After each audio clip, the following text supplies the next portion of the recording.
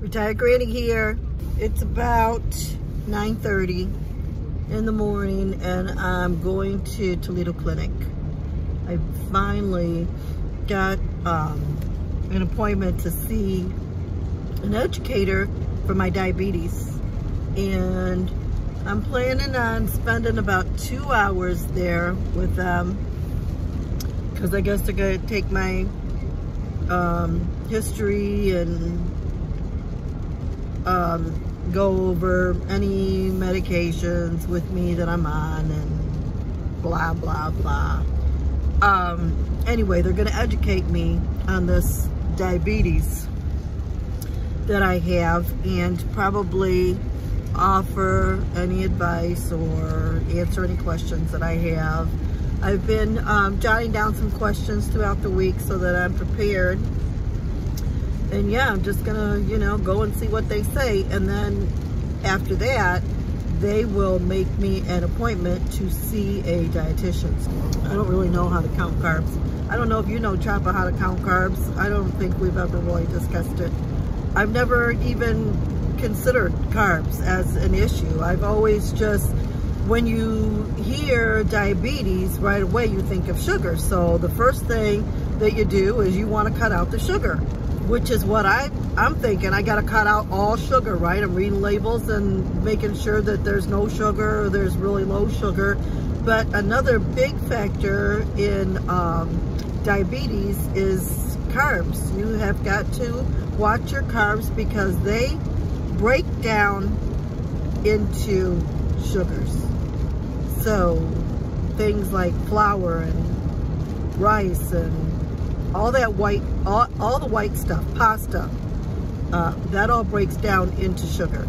And you have to have some, but you have to have it all in, you have to have a balanced diet. You have to have some carbs, you have to have some sugar, you have to have protein and vegetables and all that. It's just, it's all a balance and it's all in moderation. So that is what I'm going to find out about today, and hopefully I'll be able to bring back some tips for you, Choppa, and for Angel and for Liz. I'm sure, Liz, you already know a lot of this stuff that I'm going to find out today, mainly because you've been living with us for a long time and also because you are in the medical field. Okay, so it's a rainy, crappy, and cold day, but it could be worse.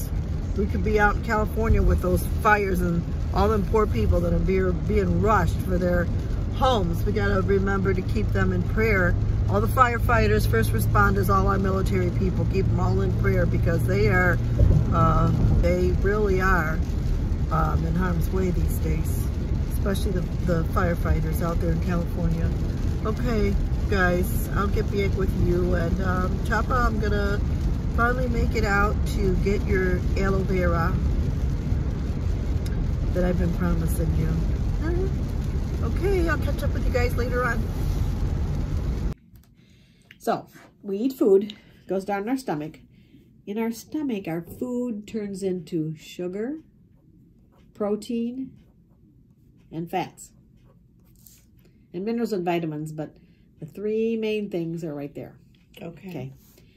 These things then go down. You had, for breakfast this morning, you had toast. No, I didn't have anything, but you didn't have anything. I would have had a toast and a yogurt. Yeah, toast and yogurt. So toast turns to sugar. Okay. And yogurt turns to sugar and some protein. Okay. So you had that. So I had this morning, I had a granola bar and, fruit. Are you diabetic too? No. Okay. No, not yet. My grandma had diabetes. So okay. I could be. But anyway, these things after we eat then go through our gut, our small intestines. Mm-hmm. In there, these things are absorbed down into our blood. Here's our blood. So after we eat, we dump sugars and proteins and fats into our bloodstream, which is good. This is the fuel for our body. Mm-hmm. And I like to compare it to a car. A car has to have gas to run on. We have to have sugar, proteins, and fats. So we need all that. We need all that. But just in the right balance. In the balance. Right. Balance. Is what they talk about. Yes, right. yes. What is this again? sugar. Sugar. That's fats. Fats. And sugar and protein. It comes to the food that we eat. Okay. Now, just like your car can have a full tank of gas, it's not going to go anywhere until somebody turns it on and ignites it.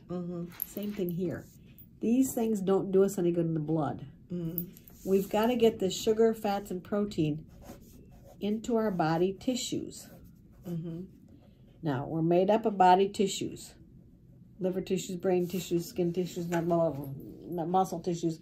It's the building block of our body. On these tissues are doors, lots of them. The sugar, the protein, and the fat has to get through the door. Only way it can do that, Rachel, is with insulin. Behind our stomach is our pancreas. And in response to the sugar, fats, and proteins that we just ate, your and my pancreas is going to automatically dump in some insulin. And the insulin hooks up with the sugars and the fats and the proteins. The insulin is the key to the doors. Opens it up, sends that sugar into that muscle or whatever it is to fuel it, and then it's gone from the bloodstream. So insulin helps get our food out of the blood, put it where it's needed for energy, keeps our blood sugar normal. Now, this is a normal person that has no diabetes, would be like 60 to 110. Okay. Makes sense? Yeah, it does. One more thing insulin does is stores fat. It opens doors and stores fat. Yeah. So let's say, well, we got to get the rest of my food in here. Let's say I ate my breakfast this morning, then I came to work and ate a big donut. Okay. If I ate a big donut, it's going to dump lots of sugars and I'm sure some fats very quickly. This is healthy food. This is a sweet. Right. Too much sugar at once. What's my body going to do with all this? The first thing that happens, Rachel, is some of this extra would get stored over here into our liver. Our liver is a wonderful organ, does lots of wonderful things. One of its job is to store extra sugar. It's like, I grew up on the farm, I think about it as a silo. It's a silo of stored sugar. That stored sugar gets released when we don't eat. Slowly, when we don't eat. Why? Because we're not eating 24 hours a day to keep, so this is what that does. So it would take care of part of my donut, but I got some left in here. If I'm going to come into work and I'm going to wash windows and be really physically active like you did at work, my muscles might use that. If I'm just sitting here talking to people all day, I don't need any extra.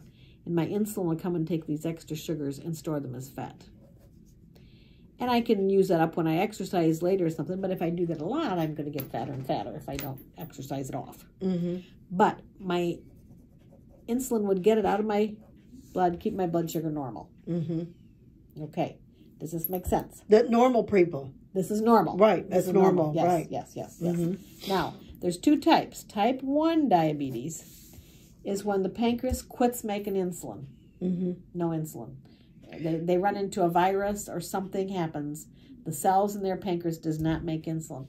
We have no way to move all this stuff then to all the sugar. doors. The sugar just keeps building up in the blood. And the sugar and the protein, the fats, and the doors can't get open. And they lose weight. And they pee all the time, and they get very sick. Okay, right. And they have to have insulin shots. Right. We don't have a choice. Right. We have to give They insulin. have to have insulin. We have to have insulin. Right. So it's easy to understand. Right. No, the problem can be not enough insulin. This is a lot more complicated. I know.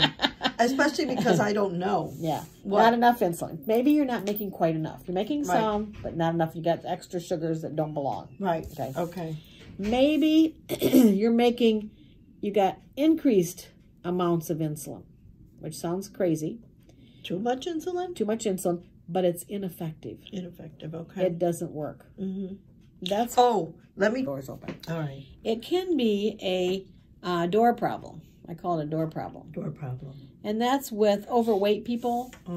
If our tissues are stretched with extra fatty and extra fluid tissue, and our doors get stretched, it'd be like melting that doorknob over there and stretching. My key wouldn't work tomorrow. Right. So same thing here. Okay. The keys don't work. Keys don't work. The door problem. But that's usually with being overweight. I wouldn't think that's be a big problem for you.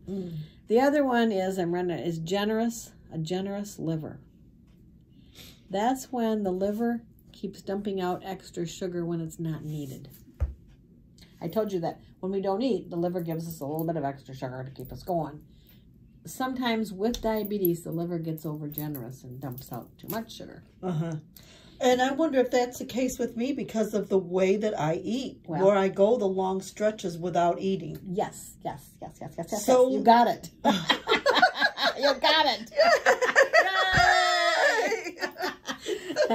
Yes, that's why we want you to eat smaller amounts more often. More often. And my daughter has told me that. My daughter says, Mom, you need to eat every 2 hours, she tells me. Well, is that every 4 to 5? Every 4 to 5. I'll write it down for you. Okay, all right. If you go along... Okay, here we go. Say that again. The fourth thing is stress management. Stress management. Because stress raises blood sugar. Right, okay. That's what I needed. I know that too. Yeah. It's probably the hardest one to do. Yeah, it is. So, foods without carbs. These are no carbs. And that's meats. Oh. Those are proteins. No carbs. Proteins. Okay. Here's some more foods that are no carbs. Eggs, cheese, cottage cheese. These are proteins. Okay. Proteins. We want you to have some of this with your carbs. Fats are no carbs. Okay. They make us fat, and they're not always good for us, but they don't mess with your blood sugar usually. These things don't raise your blood sugar. Okay. Meats, cheese, eggs, fats, unless you eat a big fried meal. That can raise your blood sugar a little bit, but they don't really turn to sugar. Okay? If you're looking at a plate, if you go out to eat or something, this is kind of a guideline. We would like 1/4 of it to be your carb or starch, like a potato, a piece of bread. We would like 1/4 of it to be your protein or meat, eggs, whatever. We would like, you're not going to like this, 1/2 of it to be non-starchy vegetables. 1/2 of the plate, huh? 1/2 of the plate. And that's all your cauliflower. No, I'm just kidding. Green beans are a non-starchy vegetable. Non-starchy. Salad. What does that mean, lettuce. non-starchy? It means that it's not much of a turn to carb. Okay. Non-starchy, okay. Non-starchy. Are you a milk drinker? Kind of. Do you drink a glass of milk? Not very much. Okay. I mean, you don't have to, you can. You have to count it, though. Just occasional milk with a bowl of cereal. Oh, no, okay. You don't drink a glass of milk with dinner? No. Okay, now then I'm going to exit out then. Okay. But then a piece of fruit for dessert. Piece of fruit for dessert. This makes a nice meal. Like your husband likes meat and potatoes, so here's your meat, potato, some veggies, though. Veggies, yeah. And fruit for dessert. I am going home with a lot of stuff. A lot of information. Probably too much, but it's okay. You can mull over. And I'm going to start counting carbs. I'm going to start counting carbs and being consistent. Try and eat about the same amount of carbs at the same time each day. Yeah. Not the same food every day. No, right. Well, that was eye-opening. I was in there a little over 2 hours, and I come out of there with a lot of information, and it's kind of hard to wrap your brain around all that information that she offered me. But things are clear in the fact that it's carb counting that I need to be doing. I need to start counting carbs. And I know how many carbs I'm allowed for breakfast and dinner, which happen to be my 2 main meals out of the day. Breakfast and dinner, and then 3 snacks. And I know how many carbs I'm allowed for each one, and I just have to start doing that. And sugars don't really have a whole lot to do with it. I mean, I don't have to read the sugars on the label, which I thought I had to read the sugars on the label and the carbs, and that's where the confusion came in. But she said that the sugars were already included in the carbs, so that is a big eye-opener right there. That's going to make things a whole lot easier. So yeah, I think it's doable. It's really doable. And I've already lost some pounds, about 5 pounds. So I don't want to lose. My goal is not to lose weight. I mean, if I lose some weight, that'll be good. If I lose about, 5 or 10 pounds or whatever, I'm not worried about that. My goal is to get my eating under control and to get my sugars down. So I'm well underway of doing that. So I just got to keep moving forward. Next stop, going to the health food store.